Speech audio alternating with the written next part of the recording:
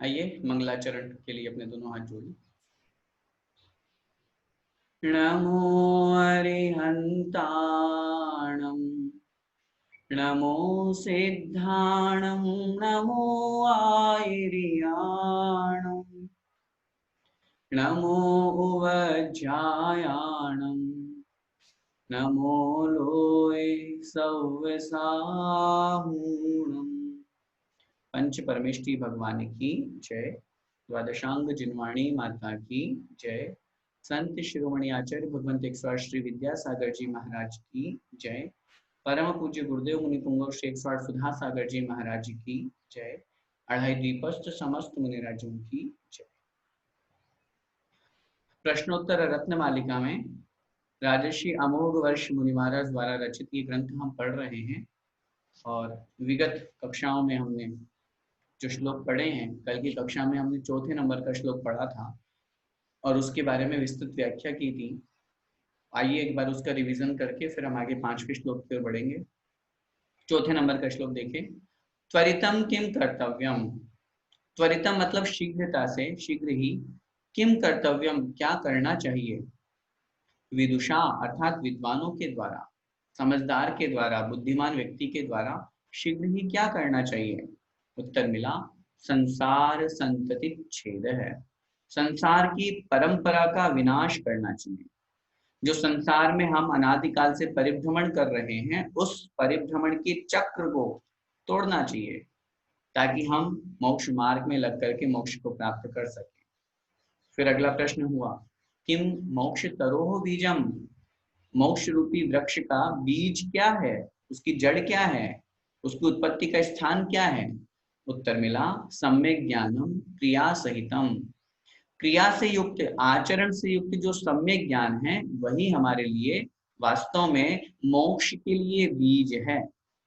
जैसे वृक्ष के लिए बीज महत्वपूर्ण, अगर बीज नहीं तो वृक्ष नहीं, ऐसे ही जब तक ज्ञान मात्र प्राप्त कर ले और क्रिया नहीं है, क्रिया से युक्त सम्यक ज्ञान, और जब सम्यक ज्ञान की बात कर दी तो सम्यक दर्शन होगा ही होगा, तो आचरण से युक्त सम्यक चारित्र जहां होगा वहां सम्यक दर्शन, सम्यक ज्ञान और सम्यक चारित्र जहां पर है वही वास्तव में मोक्ष मार्ग की मूल है, मोक्ष मार्ग का बीज है। और उसी बात को ध्यान में रखते हुए हमको मात्र स्वाध्याय ही नहीं करना, मात्र पढ़ाई पे ही ध्यान नहीं देना, हमारा आचरण भी आगम के अनुसार हो, हमारी कषाय भी मंद हो, विषयों की तरफ प्रवृत्ति भी हमारी कम हो, ऐसी अपन को भावना रखनी चाहिए। यहाँ तक हो गया था।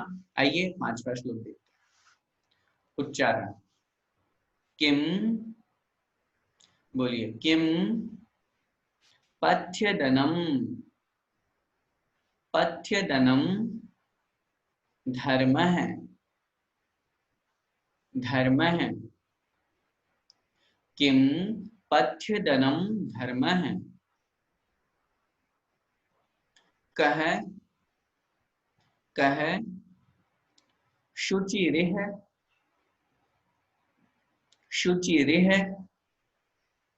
यस्य मानसं, मानसं शुद्धम। यस्य मानसं शुद्धम। कह शुचिरिह यस्य मानसं शुद्धम। आगे कह, कह पंडितो, कह पंडितो विवेकी, विवेकी। कह पंडितो विवेकी। किम, किम विषम, विषमावधीरिता, विषमावधीरिता गुरवः, गुरवः। यहाँ पर गुरु वह नहीं है, र की ऊ की मात्रा नहीं लगी हुई है, गुरवः, र गुरवः। ठीक है। आइए मैं बोल रहा हूं, आप रिपीट कीजिएगा। किम पथ्यदनम धर्मः, बोलिए। किं पथ्यदनं धर्मः कः शुचिरिह यस्य मानसं शुद्धम् कः शुचिरिह यस्य मानसं शुद्धम् कः पंडितो विवेकी कः पंडितो विवेकी किं विषमवधीरिता गुरवः किं विषमवधीरिता गुरवः। ठीक है, अब एक साथ बोलेंगे, मेरे साथ साथ उच्चारण कीजिए। किं पथ्यदनं धर्मः कः शुचिरिह यस्य मानसं शुद्धम् कः पंडितो विवेकी किं विषमवधीरिता गुरवः। 4 प्रश्न और 4 प्रश्नों के उत्तर इस श्लोक में दिए हुए हैं। बड़े सुंदर सुंदर प्रश्न हैं। देखिए, सबसे पहला अर्थ देखेंगे, किम पथ्यदनम धर्म है। संधि विच्छेद लिखेंगे, किम पथि अदनम, पथ्यदनम है, संधि विच्छेद बनेगा पथि, थ की ई की मात्रा, पथि छोटी, पथि अदनम। किम मतलब क्या, पथि मतलब मार्ग में, पथ बोलते ना अपन, तो पथ का पथि बन गया, पथि मतलब मार्ग में, अदनम, अदनम मतलब भोजन है। मार्ग में भोजन क्या है, क्या मतलब हुआ, अगर हम रास्ते में जा रहे हैं, मार्ग में चलते हैं, तो अपन मार्ग लंबा है, तो अपन किसकी चिंता करते हैं सबसे पहले, भोजन की, कहाँ भोजन करेंगे, कहाँ रुकेंगे, या फिर मार्ग को वैसा बनाते हैं। तो मार्ग में हम लोगों के लिए भोजन क्या है, कितना अच्छा उत्तर दिया, धर्म है, अर्थात धर्म। मार्ग में भोजन क्या है, धर्म भोजन है। अगर धर्म हमारे साथ में है तो फिर हमें भोजन की आवश्यकता नहीं है। अभी पहले अर्थ समझते हैं, फिर इसके बारे में विस्तार से समझेंगे। फिर अगला प्रश्न, कह शुचिरि है, संधि विच्छेद, कह मतलब कौन, शुचि ही इ है, शुचि ही, शुचि माने पवित्र, पावन, यह मतलब यहाँ इस लोक में, इस लोक में, इस संसार में पवित्र कौन है, पावन कौन है। कितना अच्छा उत्तर दिया, यस्य मानसम शुद्धम, यस्य मतलब जिसका, मानसम अर्थात मानस, मन क्या है, शुद्धम अर्थात शुद्ध है। जिसका मन शुद्ध है, जिसका मन पवित्र है, जिसके मन में विकार नहीं है, जिसके मन में किसी के प्रति गलत परिणाम नहीं है, वास्तव में वही शुद्ध है, वही पवित्र है। ठीक है, कह शुचि ही है, इस संसार में कौन पवित्र है, यस्य मानसम शुद्धम। फिर अगला प्रश्न, कह पंडितो विवेकी, कह पंडित है, संधि विच्छेद पंडित है बन जाएगा, कह मतलब कौन, पंडित है मतलब पंडित है। पंडित कौन है, तो उत्तर क्या दे रहे हैं, विवेकी, जो विवेकवान है, जो विवेक से युक्त है, बुद्धिमान है, वही पंडित है। मात्र शास्त्रों को पढ़ लिया, ज्ञानी हो गए पंडित जी, संसार की दुनिया के लोग कहने लग गए, वो पंडित नहीं है। पंडित कौन है, जो विवेकी है, समझदार है, वो पंडित है। आगे क्या कह रहे हैं, किम विषमवधीरिता गुरवः, किम विषम, संधि विच्छेद करेंगे, विषमवधीरिता, विषम अवधीरिता, किम मतलब क्या, किम विषम, विष क्या है, जहर क्या है इस संसार में। उत्तर दे रहे हैं, अवधीरिता गुरवः, अवधीरिता मतलब तिरस्कार होना, अपमान होना, किसका, गुरवः गुरुओं का, गुरुओं का अपमान होना ही विष है, जहर है। जहां गुरुओं का अपमान हो रहा हो, जहां गुरुओं का तिरस्कार हो रहा हो, जहां गुरुओं की निंदा हो रही हो, वो ही विष है, वो ही जहर है, इसके अलावा और कोई जहर नहीं है। ठीक है, एक एक शब्द का अर्थ हमने समझा। अब समझे, 4 प्रश्न है हमारे सामने। सबसे पहला है किम पथि अदनम, मार्ग में भोजन क्या है। अगर धर्म हमारे साथ में है, धर्म से युक्त हम हैं, धर्म की क्रिया हम करने वाले हैं, तो फिर हमें मार्ग में किसी अन्य भोजन की आवश्यकता नहीं है। भोजन क्या काम करता है? भोजन हमारे शरीर को सुरक्षित रखता है। भोजन के माध्यम से हमारा शरीर चलता है। भोजन के माध्यम से हमारे शरीर को शक्ति मिलती है। जब शरीर को शक्ति मिलेगी तो आत्मा को शक्ति मिलेगी, और तद्रूप हम वो कार्य या वो क्रिया कर पाते हैं। उसी के समान जैसे शरीर को बलिष्ठ करने वाला या शरीर के लिए हमें भोजन की आवश्यकता है, ऐसे ही हमें आत्मा के लिए धर्म की आवश्यकता है। शरीर भोजन से पुष्ट होता है तो आत्मा धर्म से पुष्ट होती है, आत्मा भोजन से पुष्ट नहीं होती। इसीलिए आचार्य पूज्यपाद स्वामी महाराज ने बहुत स्पष्ट इष्टोपदेश में एक बहुत सुंदर कारिका लिखी, यद जीवस्योपकाराय तद देहस्यापकारिकम, यद देहस्योपकाराय तद जीवस्यापकारिकम। जो शरीर का उपकार करने वाला है, भोजन पान पंचेंद्रिय के विषय सुखोपभोग, ये सब तद जीवस्यापकारकम, वह जीव के लिए अपकारी है, अपकार करने वाला है, जीव को कष्ट देने वाला है। लेकिन जो आत्मा के लिए उपकारी है, आत्मा के लिए उपकारी कौन है? जीव के लिए उपकारी कौन? व्रत नियम संयम का पालन करना, उपवास करना, ये सब धर्म करना, यात्रा करना, ये आत्मा के लिए उपकारी है। ये किसके लिए? तद्देहस्यापकारकम, ये शरीर के लिए अपकारी है। शरीर, हम उपवास करेंगे, दुखी कौन होगा? शरीर। और सुखी कौन होगी? आत्मा। खुश आत्मा होगी, क्योंकि आत्मा के कर्म झड़ रहे हैं, आत्मा कर्मों से विनष्ट हो रही है, विनाश कर रही है कर्मों का। आत्मा को सुख प्राप्ति के मार्ग पर वो आगे बढ़ रही है।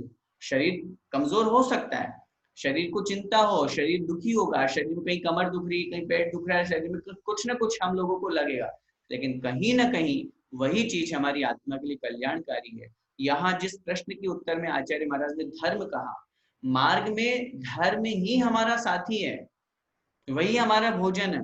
उसके माध्यम से ही हम अपने, अगर भोजन भी ना मिले, जो हमने धर्म किया है, जो धर्म की क्रिया की है, तदनुसार हमें उसका फल प्राप्त होता है। और विशेष बात अगर अपन सोचें तो जैसे मुनि महाराज धर्म की क्रिया करते हुए मार्ग में चलते हैं, रास्ते पर विचरण करते हैं, विहार करते हैं, क्या उन्होंने कभी भोजन की चिंता की? जो धर्म से युक्त होता है उसे भोजन की चिंता नहीं होती, उसे भोजन कराने वाले लाखों लोग मिल जाते हैं। तभी तो आज मुनि महाराज हमारे नगर में आते हैं, या नहीं भी आते हैं, हम कहीं वो जहाँ होते हैं हम पहुंच जाते हैं। विहार में जब वो मार्ग में चल रहे होते हैं तब वहां पहुंच जाते हैं, और उनके लिए बहुत विनम्र भाव से, बड़े विनय भाव से अत्रो अत्रो तिष्ठो तिष्ठो कह करके हम आहार कराते हैं। क्यों कराया हमने आहार? क्या किसी गरीब व्यक्ति को कराया इस तरह से? नहीं कराते। क्या किसी को हम इस तरह से हेल्प करते हैं? नहीं करते। उनकी क्यों की? क्योंकि धर्म उनके साथ, वो धार्मिक है, वो मुनि महाराज है, वो भगवान है हमारे, इसलिए हमने उनके साथ में ऐसा व्यवहार किया। इसीलिए पथि, मार्ग में जो भोजन है वो धर्म है। हमें और किसी भोजन की अगर चिंता नहीं करो तो भी काम चल जाएगा। मार्ग में हमारे साथ में धर्म हमारे साथ में है, हम हर क्रिया को बहुत अच्छे से करेंगे, हमारा रास्ता यूं ही कट जाएगा। जैसे भोजन के अभाव में बहुत सारे चिंतन है, जैसे भोजन के अभाव में हमें मार्ग दुष्कर लगता है, होता है ना। अगर भोजन नहीं मिलता तो अपन को लगता है अरे भूख लग रही है, अब कहाँ कितनी दूर चलना है। और अगर उस भोजन की चिंता न करके अगर हमारे अंदर चिंतन धर्म का चल रहा है, मार्ग में चलते जा रहे हैं। अब थोड़ी सी देर के लिए इमेजिन करो, मार्ग में वैसे तो अपन ज्यादा लोग चलते नहीं है, पैदल तो अपन तो कहाँ चलेंगे, लेकिन सम्मेश शिखर जी की यात्रा करते हैं, मार्ग ही एक तरह से। अब उसमें चलते चलते हमें भूख लगती है, बोलो सच्ची सच्ची बताना। सुबह 2, ढाई, 3 बजे से चलना शुरू करते हैं, और कोई 11 बजे, कोई 12 बजे, कोई 1 बजे, 2 बजे, किसी को तो शाम हो जाती है। और जिन जो दृढ़ हैं, अच्छे हैं, पालन करने वाले हैं, वो ऊपर कुछ भी नहीं खाते पीते हैं, और होना भी यही चाहिए। उस समय क्या भूख की बाधा सताती है? नहीं लगती। क्यों नहीं लगती? धर्म हमारे साथ में। लक्ष्य हमारे साथ में है। अरे हमें भगवान के दर्शन करना है, हमें चोपड़ा कुंड पहुंचना है, हमें आशनाथ भगवान के टोंक तक पहुंचना है। जहां धर्म होता है वहां भोजन की चिंता नहीं होती, और वास्तव में वही भोजन है, धर्म ही भोजन है। इसीलिए लिख रहे हैं पथि अदनम किम, मार्ग में भोजन क्या है, मार्ग में भोजन धर्म है। जब व्यक्ति, इसीलिए तो बार बार कहते हैं जिस व्यक्ति को बिल्कुल भी धर्म नहीं सुहाता वो व्यक्ति हमेशा पीछे रह जाएगा। आप शिखर जी की यात्रा करने जा रहे हो, मैं कह रहा हूँ वही लोग सबसे ज्यादा पछताते या दुखी होते हैं जो धर्म नहीं करते। बस ठीक है, देखा देखी में शिखर जी की यात्रा करनी है, कर लेंगे, लेकिन वो रास्ते में खाते पीते हुए चलेंगे। कभी शिकंजी पी रहे हैं, कभी पकोड़े खा रहे हैं, कभी क्या कर रहे हैं, कभी हम पिकनिक मनाने जा रहे हैं कि हम शिखर जी की यात्रा कर रहे हैं। प्रसंग आ गया इसलिए मैं ये बात और आप लोगों से कहना चाहूंगा, सम्मेद शिखर जी हमारा शाश्वत सिद्ध क्षेत्र है। उसकी वंदना करते समय आप खुद मन में विचार करें, पहले तो ये निर्णय करें कि जैसे हम मंदिर में बैठे हैं, मंदिर में भगवान है सामने, बोलिए, भगवान के सामने हम कुछ खाते पीते हैं? नहीं खाते पीते। उस परिसर में अंदर के कैंपस में कुछ खाते पीते हैं जहां वेदी है और पूरा मंदिर का अंदर का कैंपस है? नहीं करते ना। तो जो शिखर जी जहां से हमने पहली सीढ़ी प्रारंभ की और जब वापस लौट करके आ रहे, पूरा पहाड़ जहां से अनंतानंत मुनि महाराजों ने मोक्ष प्राप्त किया है, जो शाश्वत सिद्ध क्षेत्र है, ऐसे भूमि भी तो हमारे जिन चैत्यालय है। अच्छा, नव देवताओं में से जिन चैत्यालय में सम्मेद शिखर जी का पहाड़ आएगा कि नहीं? भगवान की प्रतिमा है वहां, भगवान के चरण बने हुए हैं वहां। ऐसी स्थिति में वहां पहुंच करके भी अगर हमारे अंदर खाने पीने के परिणाम आ रहे हैं और हम खूब खा रहे हैं, उल्टा सीधा खा रहे हैं, सोचिए धार्मिक स्थान पर पहुंचने के बाद में भी, भगवान के घर में पहुंचने के बाद में भी अगर हमें भगवान नहीं दिख रहा है, हमें भूख प्यास दिख रही है, तो हम काय की वंदना कर रहे हैं? हम किसकी वंदना करने के लिए आए? हम पिकनिक मनाने आए, हम घूमने आए, यहाँ पे खाते पीते जा रहे हैं और यात्रा करते जा रहे हैं? ये क्या बात हुई? जहां इस तरह का व्यवहार होता है, मैं कह रहा हूँ फॉर्मेलिटी क्यों कर रहे हो भाई, मत जाओ ना शिखर जी की वंदना करने। लेकिन जा रहे हो तो कम से कम मन से जाइए ना। आप अगर नहीं खाएंगे तो क्या हो जाएगा? मर जाएंगे। इससे ज्यादा तो नहीं होगा ना। मैं बहुत कड़वे शब्दों में कह रहा हूं, हो सकता है किसी को बुरा लगे। मर जाएंगे। कहाँ मरेंगे? जिस स्थान पर मरने के लिए लोग तरसते हैं वहां मरेंगे, अगर मरेंगे भी सही तो। शिखर जी पे तो मृत्यु हुई ना, पहाड़ पे तो मृत्यु हुई ना हमारी। अगर वैसे तो आज तक मुझे तो एक भी केस ऐसा नहीं आया सामने जो कोई पहाड़ पर यात्रा करते करते भूख के कारण मरा। एक भी व्यक्ति नहीं मिलेगा। अरे शक्ति मिलती है अंदर से। आप नियम लेकर के, संकल्प लेकर के और पहाड़ की वंदना करना शुरू कीजिए, आपको शक्ति मिलेगी, अपने आप में एक अंदर पावर आएगा, और वो शक्ति ही आपको पूरे शिखर जी की वंदना कराएगी बिना किसी आहार पानी के। इसलिए मेरा आपसे निवेदन है, गिरनार हमारे हाथों से चला गया, अब नहीं वापस आने वाला, और ना उम्मीद हम कर सकते हैं, लेकिन कम से कम शिखर जी को तो हम बचा लें। और आज उसको नहीं बचा पा रहे हैं, या वहां पर भी हम खाना पीना कर रहे हैं, इसीलिए वहां के जो लोग हैं, वहां के जो रहने वाले हैं, आज से 10 साल पहले कितनी दुकानें थी ऊपर, और आज कितनी दुकानें हो गई है। मैं कह रहा हूँ आपको नीचे आने के बाद में आप कमरे पे मत जाना, जितना खाना पीना वहीं खा लो, अगर इतनी आपके अंदर तृष्णा भरी हुई है तो। लेकिन कम से कम शिखर जी के पहाड़ पर ऊपर पहुंच करके तो कम से कम हमारे अंदर ऐसे परिणाम नहीं आए। वहां तो कम से कम हम ऊपर खाना पी रहे हैं, आज हम खा रहे हैं पी रहे हैं, वो ऊपर रह रहे हैं। मुझे बड़ा आश्चर्य हुआ जब मैं गया था लास्ट टाइम, वहां पर अंडे के छिलके मिले। सोचिए, खाने वाले हम तो नहीं है ना, लेकिन जो वहां पर रह रहे हैं, जो आदिवासी, जो वहां के उस जाति लोग हैं, वहां अपनी दुकान चला रहे हैं, वो तो सब काम कर रहे हैं वहां पे, उनकी तो पूरी गृहस्थी बसी हुई है। खाना पीना, उठना बैठना, वॉशरूम जाना, उल्टा सीधा मांसाहार करना, वो सब काम कर रहे हैं। किसकी वजह से कर रहे हैं? मैं बहुत स्पष्ट कहना चाहता हूँ, हमारी वजह से कर रहे हैं। अगर उनकी दुकान ऊपर नहीं चलेगी तो अपने आप वो नीचे उतर करके आ जाएंगे। शिखर जी कमेटी हो चाहे कोई भी व्यक्ति हो, सबने खूब प्रयास कर लिया उनको ऊपर से नीचे उतारने का, नहीं उतरेंगे वो। उनका वहां का क्षेत्र है, वहां का दबदबा है, वहां के लोगों में एकता है। अपन लोगों को भगा देंगे लेकिन खुद नीचे नहीं आएंगे। उनको नीचे उतारने का सिर्फ एक ही साधन हो सकता है, आप ऊपर खरीदारी बंद कर दीजिए। जब उनके ऊपर दुकान नहीं चलेगी तो क्या करेंगे? ऊपर अपने आप नीचे आ जाएंगे, पहाड़ के नीचे। और फिर नीचे आप करो ना दुकानदारी, कौन मना कर रहा है? मेरा आप सभी लोगों से निवेदन है, शिखर जी का प्रसंग चला इसलिए मैं आपसे कह रहा हूँ, आप जितने भी महानुभाव यहाँ जुड़ रहे हैं, क्लास में पढ़ रहे हैं और भी सुनना है, सुन रहे हैं, उन सबको एक ही संदेश दीजिए, जब भी हम सम्य शिखर जी पर्वत की वंदना करने जाएंगे, चारों प्रकार के आहार का त्याग करके जाएंगे। नीचे से पहले सीढ़ी को चढ़ने से पहले ये नियम लें कि मैं जब तक वापस लौट करके नहीं आऊंगा तब तक मेरे चारों प्रकार के आहार का त्याग रहेगा। और अगर कदाचित बीच में कुछ हो भी जाता है, मैं कह रहा हूँ चिंता करने की क्या जरूरत है भाई। क्यों हम किस बात की चिंता करें, जो होगा सो देखा जाएगा। पहले तो आज तक किसी के साथ में ऐसा कुछ हुआ ही नहीं है कि ऐसा कुछ उसके साथ में कुछ घबराहट हुई है, कोई दिक्कत हुई है कि वो भूख के कारण से, प्यास के कारण से ऊपर ही चला गया। और फिर भी अगर कदाचित मैं कह रहा हूँ इससे ज्यादा और क्या होगा। जिस स्थान पर मृत्यु को, मरण को प्राप्त करने के लिए लोग तरसते हैं, ऐसा सम्य शिखर जी में तो मरण होगा अपना। हो भी जाएगा तो क्यों चिंता कर रहे हो। और मैं गारंटी दे रहा हूं नहीं होगा मरण, भूख प्यास के कारण तो नहीं होगा।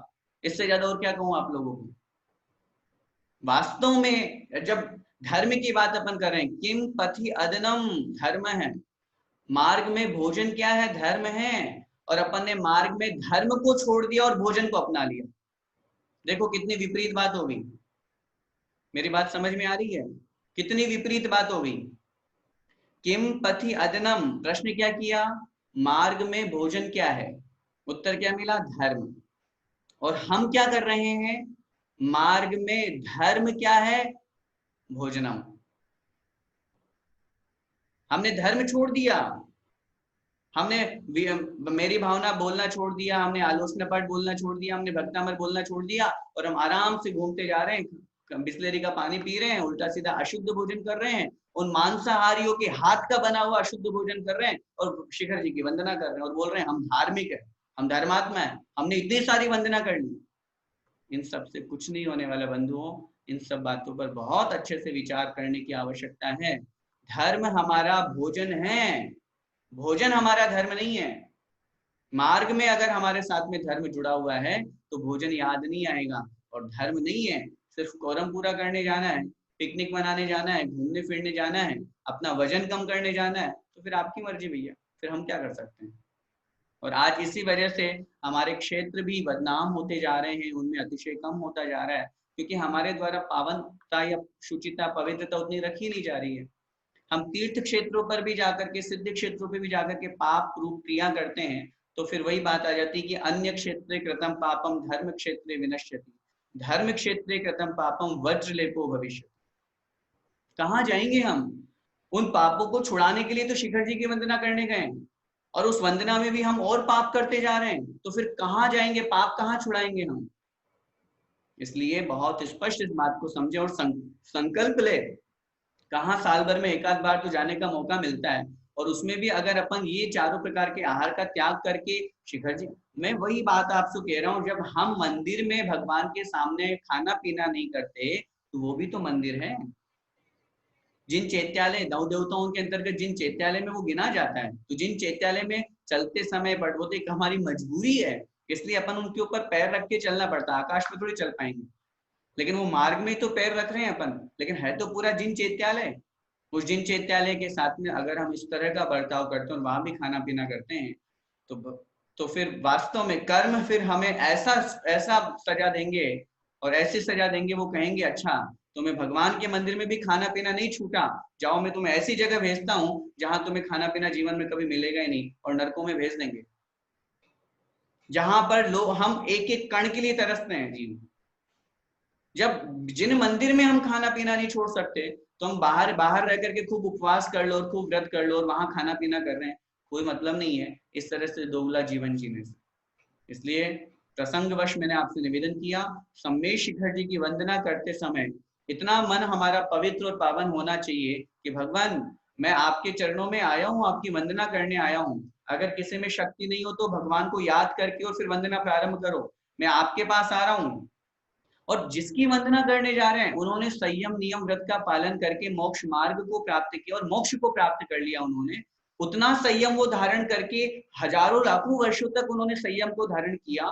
बाहुबली भगवान 12 महीने तक खड़े रहे, इतने सारे मुनि महाराज चारों प्रकार का आहार का त्याग करके और साधना करते रहे। हम उनकी वंदना करने जा रहे हैं, उनसे हम इतना सा भी नहीं सीख सकते कि क्या संयम, हम इतना सा संयम ले लें कि हम 5 घंटे के लिए चारों प्रकार के आहार का त्याग कर दें, एक दिन के लिए चारों प्रकार के आहार का त्याग कर दें। ये सब चीजें हमारे श्रद्धा के विषय के साथ में हमारा आचरण भी वैसा होना चाहिए। हो सकता है किसी को बीमारी हो, किसी को किसी तरह की कोई समस्या हो, लेकिन मैं आपको फिर निवेदन करूं, अंदर दृढ़ श्रद्धान है, बीमारी आपका कुछ नहीं बिगाड़ पाएगी, कुछ नहीं होगा। आप एक बार करके तो देखिए।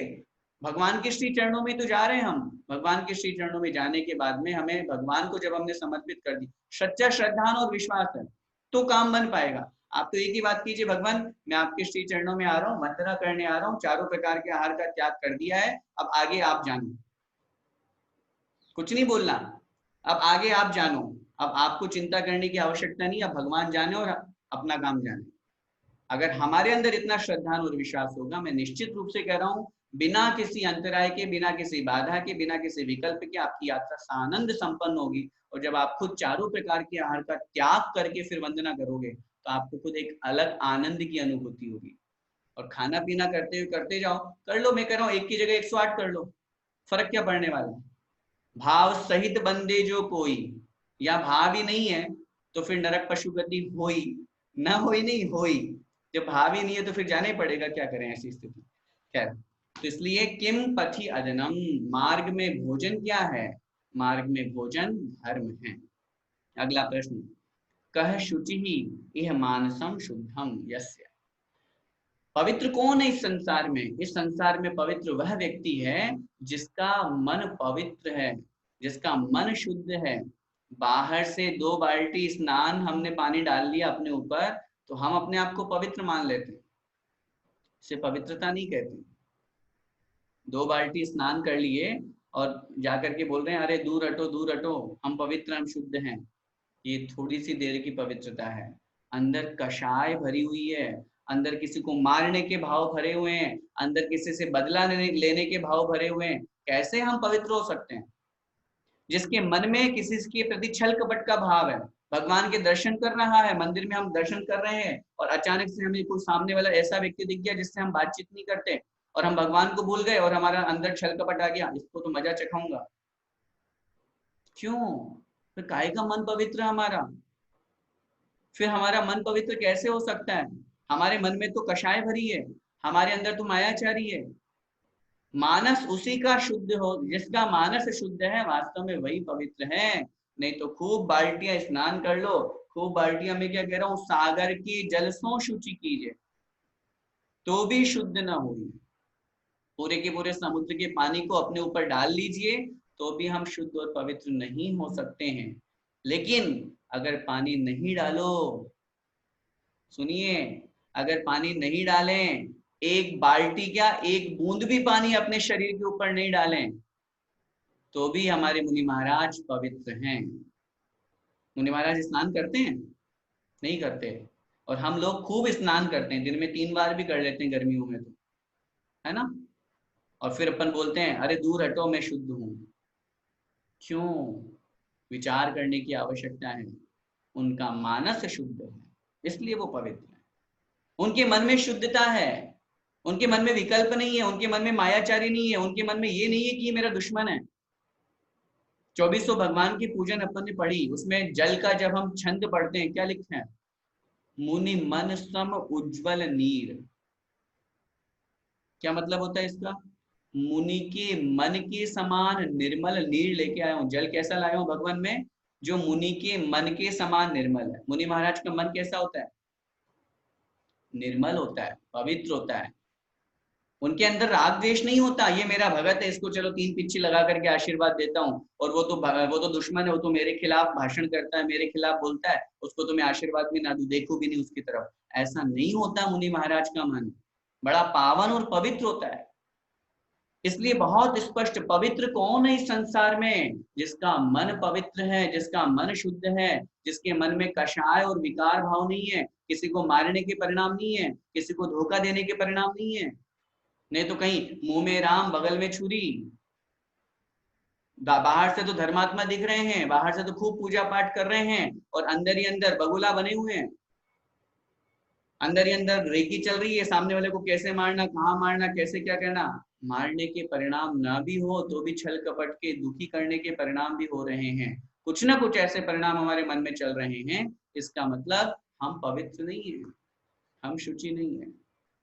पवित्र वही है जिसका मन शुद्ध है। इसलिए हमें अपने तन को तो हम खूब शुद्ध कर लेते, खूब जितना आपको कमी थोड़ी ना अपने यहाँ पे संसाधनों की, खूब क्रीम पाउडर लगा करके नहा धो करके खूब शुद्ध बना लेंगे, वो शुद्ध नहीं होता है, वो अशुद्ध और हो जाता है। वचन को भी चलो थोड़ी देर के लिए मान लेते हैं कि अपन ने वचन के माध्यम से मौन ले लिया तो चलो हो गया, लेकिन मन को पवित्र करने की आवश्यकता है। मन को जिसने वश में कर लिया, मन को जिसने पवित्र कर लिया, वही वास्तव में पवित्र है। तीसरा प्रश्न, कह पंडित है। पंडित कौन है? जो विवेकी है, जो समझदार है, मात्र शास्त्रों के पोथी पन्ने पढ़ लिए, दूसरों को प्रवचन दे लिए, खूब उपदेश दे लिया, वो पंडित नहीं है, वो पंडित नहीं है। पंडित वह है जो समझदार है। समझदार का मतलब क्या होता है? किम कर्तव्यम किम च न कर्तव्यम, क्या करना चाहिए और क्या नहीं करना चाहिए, इस बात का जिसका ज्ञान होता है, इस बात का जिसका नॉलेज होता है, वो कहलाता है विवेकी, वही कहलाता है पंडित। मात्र हमने खूब स्वाध्याय कर लिया, खूब पूजा पाठ कर लिया, खूब दूसरों को हम सुना देते हैं, लेकिन अगर हमारे अंदर इतना सा भी विवेक नहीं है, सही और गलत का हमें फैसला करना नहीं आता है, तो कोई पंडित नहीं है, हम पंडित नहीं है। वाकई में पंडित समझदार व्यक्ति वही है जो विवेकी है, जानता है क्या सही है क्या गलत है, ये जानने के साथ साथ जो सही है उसे स्वीकार करता है और जो गलत है उसका परित्याग करता है, वास्तव में वही पंडित है, वही समझदार है। और चौथा प्रश्न, किम विषम, जहर क्या है? अवधीरिता गुरु है, गुरुओं की निंदा, गुरुओं का तिरस्कार, गुरुओं का अपमान होना, ये सबसे बड़ा जहर है। संसार से मिलने वाला जो जहर है, पॉइजन जो है, वो तो हमें सिर्फ एक जन्म का विनाश करता है, वो तो मृत्यु दिला देगा, लेकिन गुरुओं का तिरस्कार अगर कहीं हो रहा है तो इस संसार में उससे बड़ा विष और कोई नहीं है, जहर और कोई नहीं है। और वो अगर तिरस्कार हमारे द्वारा हो रहा है, हमारे माध्यम से हो रहा है, तो कहीं ना कहीं हम विष उगल रहे हैं। जिस पद को गुरु को कह करके भगवान के समान सम्मान दिया जाता है, हम आचार्य उपाध्याय साधु जो हमारे गुरु होते हैं, अपन लोग क्या बोलते हैं? पंच परमेष्ठी भगवान की जय, है ना। पंच परमेष्ठी में अरिहंत सिद्ध भी आ गए और आचार्य उपाध्याय साधु भी आ गए। सिद्ध भगवान सिद्धालय में है, अरिहंत भगवान केवली अवस्था में, मोक्ष जाएंगे जाएंगे, ये दो तो भगवान हुए, लेकिन हम आचार्य उपाध्याय और साधु को भी भगवान बोलते हैं। गुरु के रूप में है लेकिन वो भी भगवान है, पंच परमेष्ठी भगवान। आचार्यों ने शास्त्रों में आचार्य के लिए भगवान शब्द का प्रयोग किया है, ये भी भगवान है। और ऐसे गुरुओं की अगर हम निंदा करते हैं, हम अपमान करते हैं, उनका तिरस्कार करते हैं, कोई मुनि वेश में धारण करके और गलत काम कर रहा है, तो भी कम से कम हमें उसे एकांत में जाकर के समझाना चाहिए, वो एक अलग विषय हो जाएगा। लेकिन मुनि और गुरु हैं तो उनका अपमान कदापि सहन नहीं होना चाहिए। हमारे माध्यम से तो कभी ना हो, पहले तो जीवन में ये संकल्प बने, हमारे माध्यम से कभी भी किसी भी गुरु का तिरस्कार नहीं होगा, अपमान नहीं होगा, निंदा नहीं होगी। और अगर कोई निंदा कर रहा है, कोई अपमान कर रहा है, उसको हम सहन नहीं करेंगे। कल जो एक छोटा सा प्रसंग आया था, उस विषय में मैं आपको यही कहना चाहूंगा, एकांत पक्ष मान्यता रखने वाले जो सोनगढ़ मान्यता वाले जो विद्वान हैं, और विद्वान तो क्या कहें, मूर्ख हैं, विद्वान तो उसको कहते हैं जो विवेकी हो, विद्वान तो उसको कहते हैं जो विवेकी हो, पंडित हो। वो विद्वान थोड़ी, वो पंडित थोड़ी ना है, वो तो मूर्ख है, जिनको गुरु का सम्मान करना नहीं आता, जिनको गुरु की परिभाषा नहीं आती, जो कपड़े पहने वाले कांजी को तो गुरु मानते हैं और निर्ग्रंथ दिगंबर मुद्रा का अपमान करते हैं, उनके लिए गाली गलौज करते हैं, उनके लिए अपशब्द बोलते हैं, उनको उल्टा सीधा बोलते हैं, उनको हम विद्वान पंडित कैसे कह देंगे? वो तो मूर्ख आदमी है। इसलिए मैंने कल आपको प्रसंग में संक्षिप्त में आपको इंगित किया था कि उनसे हमें बच के रहना है, वो हमारे दिगंबर जैन धर्म के आस्तीन के साथ। हमारा उनसे कोई विरोध नहीं है, लेकिन विरोध सिर्फ इतना सा है, अवधीरिता गुरु है। गुरुओं का अपमान, गुरुओं का तिरस्कार वो करते हैं। आप अपने हिसाब से अपने धर्म का प्रचार प्रसार करें, कौन मना कर रहा है? लेकिन जब गुरुओं का इस तरह से तिरस्कार किया जाएगा, इस तरह से अपमान और निंदा की जाएगी, उसे हम कैसे सहन कर सकते? आपको गुरु मानना हो तो मानिए, नहीं मानना तो मत मानिए। अन्य संप्रदाय वाले दिगंबर धर्म को मानने के लिए हम किसी को जबरदस्ती थोड़ी ना करते हैं कि आप मानिए ही सही, नहीं मानिए मत मानिए, लेकिन जो है उसको स्वीकार अगर आपको करना है तो कीजिए, नहीं तो कोई बात नहीं, लेकिन निंदा कोई नहीं कर सकता, अपमान कोई नहीं कर सकता। और यही सबसे बड़ा जहर है। और हम लोगों को भी बहुत अच्छी तरह से इस बात पर विचार करके, जहां कहीं पर भी अगर इस तरह के लोग हमको मिले जो गुरुओं की निंदा करने वाले हों, जो गुरुओं का अपमान करने वाले हों, उन लोगों को कभी नहीं छोड़ना। उनको वापस उत्तर प्रत्युत्तर देने की हमारे अंदर सामर्थ्य होनी चाहिए, और प्रत्युत्तर जिस तरीके से हम दे सकते हैं वो तरीका भी हमको आना चाहिए। अगर वचनों के माध्यम से दे सकते हैं तो वचनों के माध्यम से दें। मन वचन का ये तीनों माध्यम है हमारे पास। आज वर्तमान में बहुत से लोग ऐसे हैं जो इस तरह से गुरुओं की निंदा करते हैं, उनका समाज के द्वारा बहिष्कार होना चाहिए। समाज के लोग मिलकर के उस व्यक्ति को समझाएं, और समझाने के बाद में भी नहीं मानता है तो और भी दूसरे तरीके होते हैं समझाने के। शरीर के माध्यम से भी हम उसको समझाया जा सकता है अगर किसी तरह का कोई बहुत ज्यादा उपद्रवी होता है। गुरुओं की निंदा, गुरुओं का अपमान, गुरुओं का तिरस्कार हम कैसे सहन कर सकते हैं आज जिसकी बदौलत, जिनके कारण से हमारा धर्म जिंदा है। चारित्र चक्रवर्ती शांति सागर जी महाराज, इस 20वीं सदी के महान आचार्य मुनि महाराज जी, उनके बिना वर्तमान के एक मुनि की दशा हम नहीं देख सकते थे। आज जितने भी मुनि महाराज हमको दिख रहे हैं सब उन्हीं की कृपा है। उन्होंने पूरी शिथिल हो चुकी उस मुनि परंपरा को पुनर्जीवित किया था। उनके गुरु स्वयं उस रूप दिगंबर अवस्था धारण करके और आगम के अनुसार आचरण नहीं करते थे, उन्होंने वो आचरण करके दिखाया, और उनके गुरु स्वयं वापस उनसे पुनर्दीक्षित हुए। ये एक बहुत बड़ा उदाहरण है इतिहास का। और ऐसी स्थिति को प्राप्त करने के बाद में भी सच्चे गुरु नहीं होते हैं। वर्तमान पंचम काल में सच्चे गुरु नहीं है, कोई मुनि महाराज पूज्य नहीं है। इस तरह की जो बातें मंचों से करते हैं उन लोगों का बहिष्कार हमारा होना चाहिए, और उन लोगों का प्रवचन बंद होना चाहिए, उन लोगों के शिविर बंद होने चाहिए, उन लोगों के संस्थान बंद होने चाहिए। आगम का अपलाप कर रहे हैं आप खुलेआम, जहां शास्त्रों में लिखा हुआ है पंचम काल के अंत तक सच्चे मुनि महाराज पाए जाएंगे। और तुम्हारी दृष्टि अगर उल्लू की बनी हुई है, तुम सूरज को नहीं देख पा रहे हो, तो इसमें तुम्हारी गलती है, हमारी थोड़ी गलती है। सच्चे गुरु को स्वीकार नहीं कर पा रहे हो, तुम्हारी जो बजनी थी, तुम्हारे द्वारा जो प्रचार प्रसार होना था वो रुक गया, सच्चे गुरु का शासन चल रहा है, जैन धर्म की ध्वजा फहरा रही है, तो तुम इस तरह से बोलना शुरू कर देंगे। ऐसे लोगों से बहुत दूर होने की आवश्यकता है। मुझे दुख इस बात का होता है कभी कभी, मैं इसलिए इन प्रसंगों पर बहुत ज्यादा कभी कभी बोलता हूँ, जो लोग धर्म में लगे हुए थे, ऐसे लोगों की इन्होंने पूजाएं छुड़वा दी। क्या बात कर रहे हो आप? मेरे जीवन के बहुत सारे ऐसे प्रसंग है, मैं नाम लेकर के उस व्यक्ति को तो नहीं कहूंगा, लेकिन मैं आपको ऐसे प्रसंग जरूर बताता हूँ। एक छोटा सा प्रसंग, दिगंबर जैन धर्म में आचार्य कुंद स्वामी महाराज के, आचार्य वीर सेन स्वामी महाराज के, इन सब महान आचार्यों ने हम श्रावकों का पहला कर्तव्य बताया जिनेंद्र भगवान की पूजा करना। और मैं हमेशा से आपको कहता आया हूँ, जिन पूजा श्रावक का पहला कर्तव्य, देव पूजा, गुरुपास्ते, स्वाध्याय, संयम, तप, दानम चेति गृहस्थानाम षट कर्माणि दिने दिने, दानम पूया मुखम सावय धम्मम न सावया तेण मिणा। दान, पूजा, शील और उपवास, सब में जिन पूजा का उल्लेख किया है।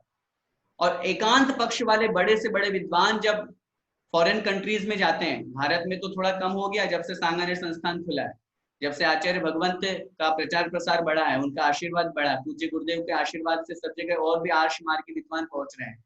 लेकिन फॉरेन कंट्रीज का ये मैं आपको एग्जांपल दे रहा हूँ, अमेरिका का एक सज्जन जिनका मेरे पास में फोन आया, और उन्होंने कहा कि भैया जी, जिस व्यक्ति के ऊपर मैं सबसे ज्यादा विश्वास करता था, उनको मैंने 3-4 बार, बड़े विद्वान कहलाते हैं वो, सोनगढ़ मान्यता वाले, और उनको मैंने यहाँ बुलाया 3-4 बार, अब प्रवचन करवाए 10 लक्षण में।